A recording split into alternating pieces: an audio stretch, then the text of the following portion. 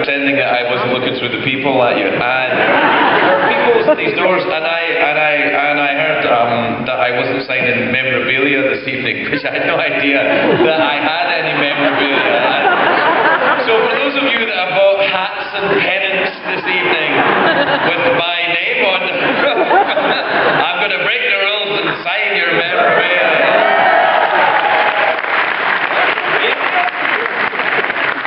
Memorabilia? I can hardly remember half of it myself. I was lucky to get it all into a book. I mean, I made up half of the damn thing. This is a book about me, which apparently is all the rage. Write books about yourself. There are. I tell you what was quite interesting about doing this for me. No, I don't know if any of you have written books about yourself. I suspect one or two. It's kind of like cleaning the garage. You start and you just think, oh, well, this will take 10 minutes, and you're at it for months. And there's a lot of stuff that you uncover. You think, oh, good God, I can't believe I bought that. And then there's deadly spiders in there as well.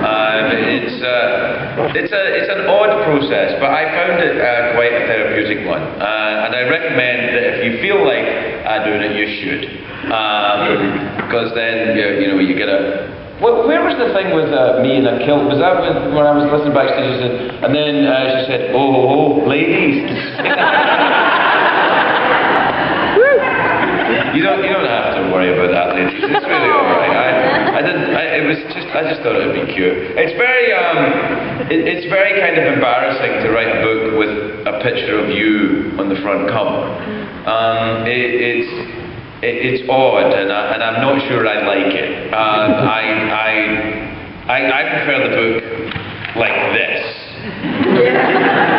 where it looks like a book. And I realised I was going to read a couple of passages tonight, but I'm looking at a number of the people who are here, and I realised that I've chosen the wrong passages to read.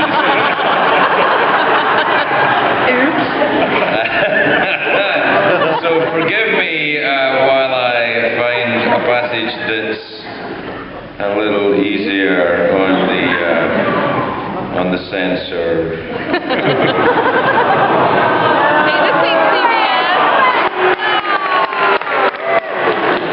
You awed and then gave yourself some applause. Like your awe had swayed me. You didn't sway me with your awe. You thought you swayed me with your awe. You took it for granted your awe would sway me, and then you gave yourself a round of applause. Arguments aren't won like that. No, I'm not doing it. It makes me feel bad, if I say rude words in front of children that are not my own. I'll read a wee bit, and then I'll take some questions for you, and then I probably won't take up too much of your time from here, because it seems I'm surprised and delighted there are so many people here, and it takes a while to get through the signing, so I won't take up too much of your time with me yakking. I'll read the preface of the book, or the preface. What? You don't like that? What?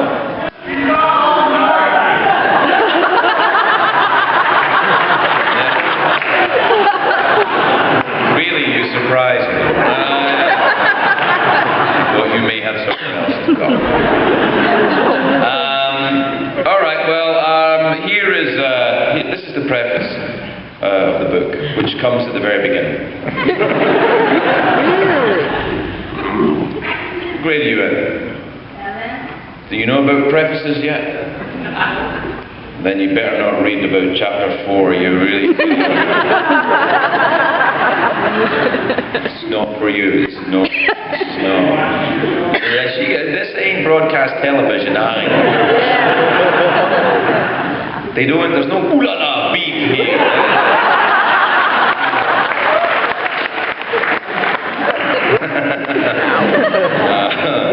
I'm terribly sorry. Anyway, this is the preface. One of the greatest moments in American sports history was provided by Bobby Thompson, the Staten Island Scot. Born in my hometown of Glasgow, Scotland in 1923, he hit the shot heard around the world that won the Giants the National League pennant in 1951. Had Bobby stayed in Glasgow, he would never have played baseball, he would never have faced the fearsome Brooklyn Dodgers pitcher Ralph Branca in that championship game, and he would never have learned that if you can hit the ball 3 times out of 10, you'll make it to the Hall of Fame. Today I watch my son at Little League games, his freckled Scottish face squinting in the California sunshine, the bat held high on his shoulder waiting for his moment, and I rejoice that he loves this most American game. He will know from an early age that failure is not disgrace. It's just a pitch that you missed, and you better get ready for the next one. The next one might be the shot heard round the world. My son and I are Americans. We prepare for glory by failing until we don't.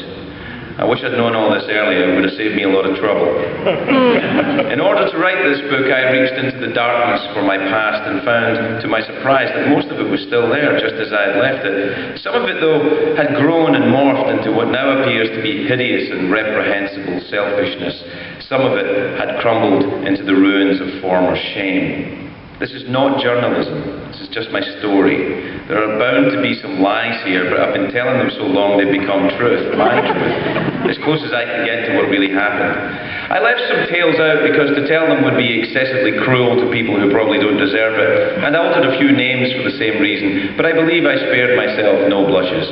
I didn't flee a dictator or swim an ocean to be an American like some do. I just thought long and hard about it. I looked at the evidence of my life and gratefully signed up.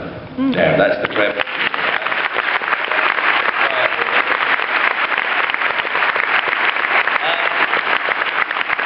I would be delighted to take a few questions if you have any, but let me warn you. If there are any questions about the sexual behaviour of anyone else in late night television,